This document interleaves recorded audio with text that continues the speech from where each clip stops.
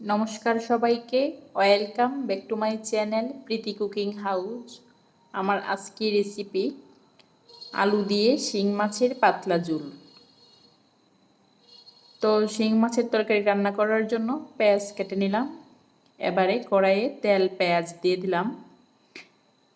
পেঁয়াজটা একটু ভাজা হতে থাকবে, এদিকে মশলাটা রেডি করব। মশলার জন্য আমি নিয়ে নিচ্ছি 1 চামচ পরিমাণ মরিচ, 1 চামচ হলুদ, 1 চামচ পরিমাণ পেঁয়াজ বাটা। তো পেঁয়াজ বাটা 1 চামচ হবে না, আরও 1 চামচ দিয়ে দিচ্ছি। এবারে এর মধ্যে দিয়ে দিব 2 চামচ পরিমাণ জিরা বাটা আর দিয়ে দেব স্বাদ মতো লবণ। মশলাটা আমি এভাবে বাটির মধ্যে তৈরি করতেছি সহজভাবে বোঝানোর জন্য, এতে করে পরিমাণটা আপনারা সহজেই বুঝতে পারবেন। তো পেঁয়াজ কুচিটা হালকা ভেজে নিয়ে এর মধ্যে আগে থেকে তৈরি করা মশলাটা দিয়ে দেব। মশলা দিয়ে দিলাম আর চুলার আঁচটা মিডিয়াম টু লো হিটে রেখে দেব। এবার অল্প জল দিয়ে মশলাটা ভালোভাবে কষিয়ে নেব। তরকারির স্বাদ নির্ভর করে মশলা কষানোর উপর। যত বেশি মশলাটা কম আগুনে কষিয়ে নেবেন তত তরকারিটা টেস্ট হবে। তো অল্প জল দিয়ে মশলাটা কষিয়ে নিচ্ছি। দেখুন খুব সুন্দর মশলাটা থেকে তেল ছাড়ছে, বুঝতে হবে মশলাটা কষিয়ে এসেছে। এ পর্যায়ে আমি দিয়ে দিলাম আগে থেকে সিদ্ধ করা আলুগুলো দিয়ে ভালোভাবে এভাবে নেড়েছে দিব।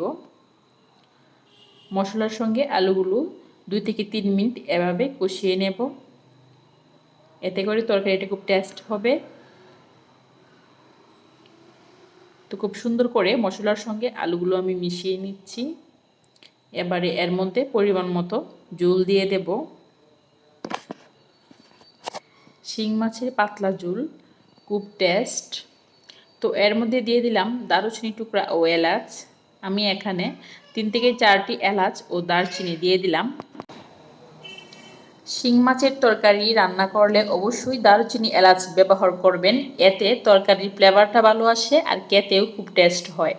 শিং মাছে অবশ্যই দারচিনি এলাচ ব্যবহার করবেন।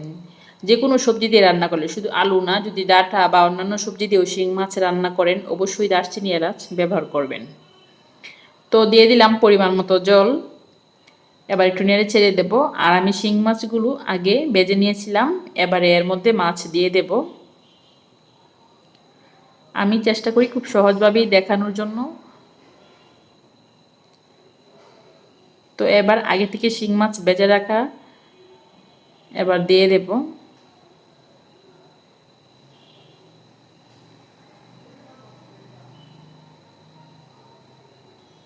এবার হাই হিটে 5 মিনিট জাল করে নেব। চুলার আঁচটা বাড়িয়ে দিলাম।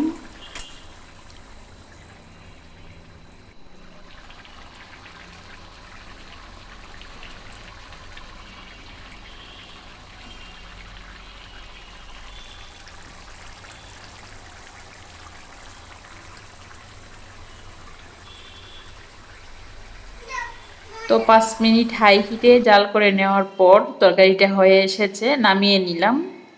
হয়ে গেল মজাদার শিং মাছের তরকারি বা আলু দিয়ে শিং মাছের রেসিপি। ধন্যবাদ সবাইকে, সবাই ভালো থাকবেন। আর আপনি যদি আমার ভিডিওটি নতুন দেখে থাকেন প্লিজ আমার চ্যানেলটি সাবস্ক্রাইব করে দিয়ে দিবেন। আর ভিডিওটি যদি ভালো লেগে থাকে অবশ্যই ভিডিওটি দেখে লাইক দিয়ে যাবেন।